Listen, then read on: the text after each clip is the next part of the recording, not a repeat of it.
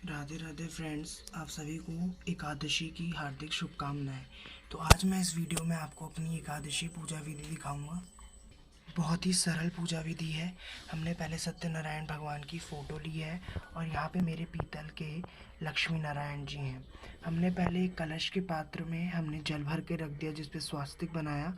इसमें मैंने तुलसी पत्ता, कुछ फूल सत्यनारायण भगवान के लिए चढ़ा दिया है। और यहाँ पे मैंने पहले सत्यनारायण भगवान की, मेरे पास एक फ़ोटो भी है और एक धातु की मूर्ति भी है मेरे पास। तो मैंने इनको फूल अर्पण किया, मैंने इन पे कलावा लपेटा, कलावा चढ़ाया। और यहाँ पे मैंने ये अखंड दिया जलाया है, जो आज पूरे एकादशी में जलेगा। और यहाँ पे धूपबत्ती जला रखा है। अब मैं फल मेवे भी चढ़ाएंगे। यहाँ पे हमारे लड्डू गोपाल हैं, यहाँ पे हमारे लड्डू गोपाल हैं और यहाँ पे मेरे सभी देवी देवता हैं। मैंने एकादशी पूजा की चौकी थोड़ी हटके बनाई है ताकि आराम से पूजा हो पाए।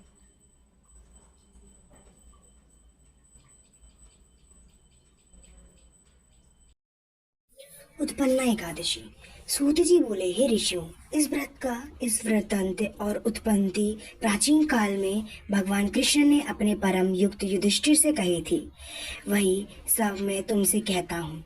एक समय युधिष्ठिर ने भगवान कृष्णचंद्र से पूछा, हे भगवान, एकादशी का व्रत किस विधि से किया जाता है और उसका क्या फल प्राप्त होता है?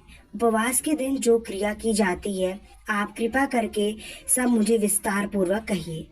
यह वचन सुनकर कृष्ण जी कहते हैं, युधिष्ठिर, मैं तुम्हें एकादशी के व्रत का महत्व तुमसे मैं कहता हूँ। तुम एकाग्रचित होकर सुनो। सर्वप्रथम हेमंत ऋतु में मार्गशीर्ष कृष्ण एकादशी में इस व्रत का आरंभ करना चाहिए। दसवीं को स्वयंकाल में भोजन करके अच्छी तरह से दातुन आदि करें, जिससे अन्न का कोई भी अंश मुंह में ना रह जाए। रात्रि को भोजन कदापि ना करें, अधिक ना बोले। एकादशी के दिन प्रातः 4 बजे उठकर सबसे पहले संकल्प करके उसकी विधि जाने। सावंत का नाम ले, मार्गशीर्षे मासे कृष्ण पक्षे पुण्य पर प्राणी एकादशी तिथियों अमिक वासरे। वार का नाम ले अमुक, गोत्र का नाम ले अमुक। अपने नाम का उच्चारण करके ब्राह्मण हो तो सरमाहक, क्षत्रिय हो तो वर्मः, वैश्य हो तो गुप्तः और शूद्र हो तो दशमः। संकल्प जन्म जन्मा तक यानी पाप नष्ट करने वाला ये एकादशी व्रत करें। इसके पश्चात शौच आदि से निवृत्त होकर नदी, तालाब, बावड़ी या कुएं में जाकर मिट्टी आदि लगाकर पूजन करें। शुद्ध जल से स्नान करें। व्रत करने वाले चोर पाखंडी पर स्त्रीगामी, निंदक, मिथ्याभाषी तथा किसी प्रकार के पापी मनुष्य से बात ना करें। स्नान के पश्चात धूप, दीप, नैवेद्य आदि 16 चीजों से भगवान का पूजन करें और रात को दीपदान अवश्य करें। ये सब कर्म भक्ति और श्रद्धा से करें। रात्रि को सोना वह प्रसंग नहीं करना चाहिए। सारी रात्रि भजन कीर्तन आदि करना चाहिए और कुछ पहले जाने अनजाने में जो पाप किए हैं क्षमा मांगनी चाहिए।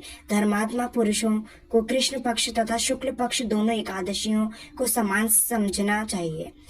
जो मनुष्य ऊपर लिखी विधि के अनुसार एकादशी का व्रत करते हैं, तीर्थ में स्नान करते हैं, भगवान के दर्शन करने से जो फल प्राप्त होता है वह एकादशी व्रत से 16वें भाग के भी समान नहीं है।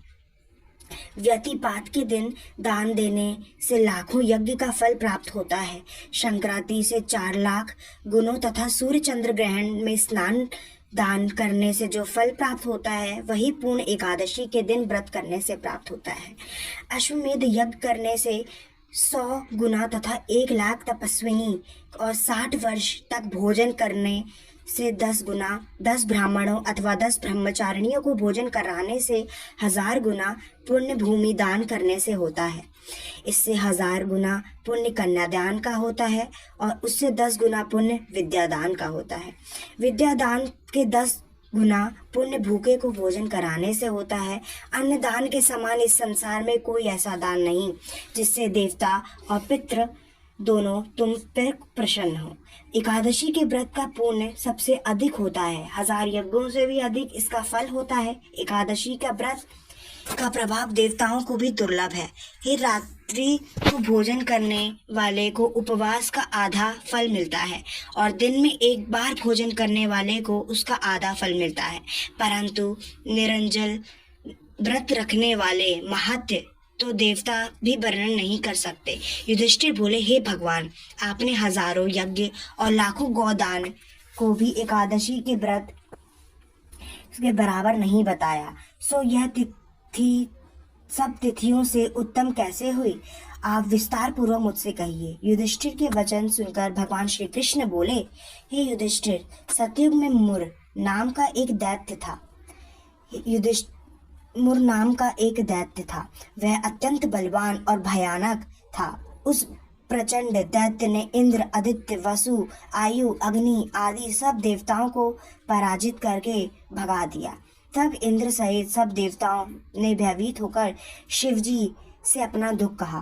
कारण तथा दैत्य वृत्तांत के बोले, कैलाशपति, मेरे दैत्य से भयभीत होकर सब देवता मृत्यु लोक में फिर रहे हैं। तब शिवजी बोले, देवताओं, तीनों लोकों के स्वामी, भक्तों के दुख का नाश करने वाले भगवान विष्णु की शरण में जाओ, वही तुम्हारे दुखों को दूर कर सकते हैं। शिव जी के इस वचन को सुनकर इंद्र आदि सब देवता क्षीर सागर में पहुंचे और भगवान का शयन करते हुए देखकर इंद्र हाथ जोड़कर उनकी स्तुति करते हुए बोले, हे देवताओं के द्वारा स्तुति करने योग्य प्रभु, आपका बारंबार नमस्कार करता हूँ। देवताओं की रक्षा करने वाले मधुसूदन, आपको नमस्कार करता हूँ। आप हमारी रक्षा करो। दैत्यों से भयभीत होकर हम सब देवता अब आपकी शरण में आए हैं। आप इस संसार के कर्ता, माता पिता, उत्पत्ति तथा पालन करता है और संहार करने वाले, सबको शांति प्रदान करने वाले, आकाश और पाताल भी आपके ही हैं। आप पितामह ब्रह्मा, सूर्य, चंद्र, अग्नि, समाही, होम, आहुति, मंत्र, तंत्र, जप, यजमान, यज्ञ, कर्म करता, आप सर्वव्यापक, आपके सिवा तीनों लोकों में चर तथा अचर कुछ भी नहीं है। हे भगवान, दैत्यों ने हमको जीत कर स्वर्ग से निकाल दिया और तथा देवता इधर उधर भागे भागे फिर रहे हैं। आप उन सब दैत्यों से हमारी रक्षा करें। इंद्र के ऐसे वचन सुनकर भगवान विष्णु बोले, हे इंद्र, ऐसा मायावी दैत्य कौन है जिसने सब देवताओं को जीत लिया है? उसका क्या नाम है? उससे कितना बल है? जिसके आश्रय तथा उसका स्थान कहाँ है, यह मुझे विस्तार पूर्वक बताओ। भगवान के ऐसे वचन सुनकर इंद्र बोले, हे सर्वव्यापी भगवान, प्राचीन समय में चंद्रावती नगरी में नाड़ी जंग नाम का एक राक्षस था। उसी में लोक विख्यात मुर नामक पुत्र ने देवताओं अधिक कर लिया। वह इंद्र, अग्नि, वरुण, यम, ईश, चंद्रमा, ऋतु, नेत्रेत आदि सबके स्थान पर अधिकार करके और सूर्य बनकर आपके प्रकाश करता रहा। वह स्वयं मेघ बन बैठा और अजय असुरना निगंध उस दुष्ट को मार देवताओं के निर्भय बनाए। इंद्र के ऐसे वचन सुनकर भगवान विष्णु बोले, हे देवताओं, मैं शीघ्र ही तुम्हारे शत्रु का संहार करूंगा। तुम चंद्रावती नगरी को जाओ। इस प्रकार कहकर भगवान सहित सभी देवताओं चंद्रावती नगरी को प्रस्थान किया। उस समय दैत्यपति मुर दैत्य सेना सहित युद्ध भूमि में गरज रहा था। उस बलवान असुर की गर्जना सुनकर सब देवता भय के मारे चारों दिशाओं में भागने लगे। तब जब भगवान विष्णु ने रणभूमि में आए, तब दैत्य उनको देखकर उनके प्रकार के अस्त्र शस्त्र तथा आयुध लेकर दौड़ पड़ा। भगवान ने उनको आते देखकर सर्प के समान अपने बाणों से उनके शरीरों को बींध डाला। अनेक दैत्य उनके हाथों से मारे गए। केवल एक मुर ही जीवित बच गया। वह अविचल भाव से भगवान के साथ युद्ध करता रहा। भगवान जो भी तीक्ष्ण बाण करते रहे, शरीर में मारते, वह उसके लिए पुष्प के समान बन जाता। शस्त्रों के प्रहार से उसका शरीर छिन्न भिन्न गया, परंतु वह फिर भी युद्ध करता गया। अब आपस में मल्ल युद्ध करने लगे और 10,000 वर्ष तक उनका मल्ल युद्ध चलता गया। तब भगवान विष्णु युद्ध से थककर वृद्धाश्रम चले गए। वहाँ एक ऐसी हेमवती नाम की सुंदर गुफा थी। उसमें विश्राम करने के लिए वे एक सुंदर अंदर प्रवेश करने लगे। वह गुफा 12 योजन लंबी थी और उसमें एक ही द्वार था। भगवान वहीं जाकर सो गए। वह दैत्य उनको सोया हुआ देखकर मारने के लिए गया। वहीं अभी मारने का प्रयत्न कर ही रहा था कि उनके शरीर से एक अत्यंत प्रभावशाली सुंदर कन्या अस्त्र शस्त्र धारण किए उत्पन्न हो गई और सामने आकर युद्ध करने लगी। वह दैत्य उस बलवान कन्या को देख आश्चर्यचकित हो गया और युद्ध करने लगे। इस कन्या के ऐसे भयानक पराक्रम को देख कर दैत्य विचारने लगा कि कन्या को किसने बनाया है जो भयानक युद्ध कर रही है। वह ऐसा विचार कर ही रहा था तो महादेवी ने उसको बलवान दैत्य से रथ को चूर चूर कर दिया, अस्त्र शस्त्रों को काट दिया, टुकड़े टुकड़े कर दिए। दैत्य महान क्रोध करने युद्ध करने लगा, परंतु देवी ने उस धक्का मुक्की में मूर्छित कर दिया। जब वह दैत्य मूर्छित होकर गिर गया तो उसका सिर काट डाला। उस पर दैत्य तो पृथ्वी पर गिर पड़ा और मृत्यु और बाकी दैत्य डर के मारे पाताल लोक को चले गए। तब भगवान विष्णु की निद्रा टूटी तो उन्हें दैत्य का कटा सिर देखकर कन्या के दोनों हाथ जोड़कर खड़े देखा। तब भगवान उस कन्या से पूछने लगे कि हे देवी, जिस दैत्य से इंद्रादिक सब देवता भयभीत होकर स्वर्ग से भाग गए उसको किसने मारा? वह कन्या कहने लगी कि हे भगवान, जब आप निद्रा में थे तो दैत्य को आपको मारने के लिए आया था। उस समय आपकी योग माया द्वारा आपके शरीर से उत्पन्न होकर मैंने दैत्य को मार गिराया। सुनकर भगवान कहने लगे कि हे देवी, तुमने देवताओं के भय को दूर करके बड़ा भारी कार्य किया है, अतः तुम अपनी इच्छा अनुसार वर मांगो। तब वह देवी बोली, हे भगवान, यदि आप मुझे वरदान देना चाहते हैं तो यह वरदान दीजिए कि जो कोई भी मेरा व्रत करे उसके सभी पाप नष्ट हो जाए, उसे मोक्ष मिले। जो इस व्रत का पुण्य है उसका आधा रात्रि का भोजन करने वाले को मिले और एक बार भोजन करे उसको भी आधा फल मिले। जो मनुष्य भक्ति पूर्वक मेरे इस व्रत को बिना भोजन के करता है उसको धन की मुक्ति से धन प्राप्त करो। भगवान ने कहा, हे कल्याणी, ऐसा ही होगा। मेरे तुम्हारे भक्त एक ही होंगे, अंत में मोक्ष को प्राप्त करके मेरे लोक को आएंगे। क्योंकि तुम एकादशी को उत्पन्न हुई हो अतः तुम्हारा नाम एकादशी ही होगा। तुम मुझे सब तिथियों से प्रिय होगी, इस कारण तुम्हारे व्रत का फल सब तीर्थों में अधिक फल देने वाला होगा। ऐसा कहकर भगवान अंतर्धान हो गए और प्रभु के उत्तम वचनों सुनकर एकादशी अत्यंत प्रसन्न हुई।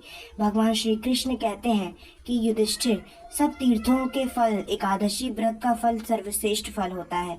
एकादशी व्रत करने वाले को मोक्ष मिलता है, उसके शत्रुओं का नाश होता है, समस्त विघ्न नष्ट हो जाते हैं।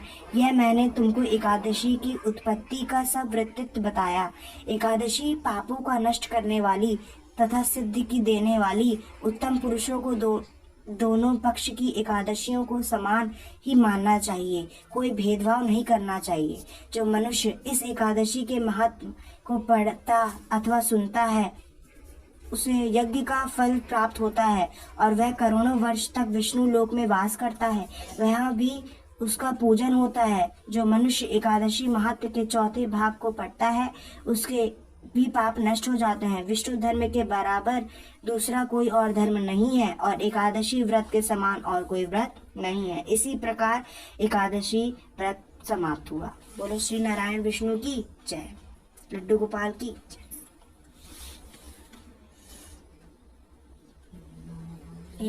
नारायण नारायण भजमन नारायण नारायण नारायण भजमन नारायण नारायण नारायण श्रीमन नारायण नारायण नारायण।